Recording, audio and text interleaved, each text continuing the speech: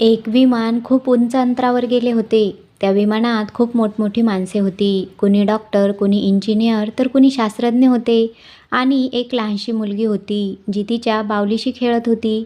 अचानक विमान आकाशात खूप वेगाने वाकडे-तिकडे होऊ लागले.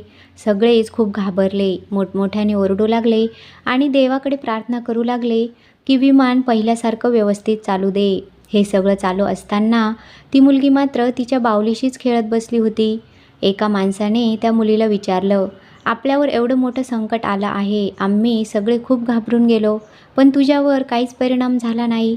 तुला ऐकू येत नाही का? की तुला दिसत पण नाही? त्यावर ती मुलगी म्हणाली, मला ऐकूही येतं आणि दिसतंसुद्धा. मग तू शांत कशी काय बसलीस? त्यावर मुलगी म्हणाली, की या विमानाचे पायलट माझे बाबा आहेत आणि माझा पूर्ण विश्वास आहे की ते मला मरणाच्या दारात कधीच सोडणार नाहीत. माझ्या बाबांवर माझा पूर्ण विश्वास आहे.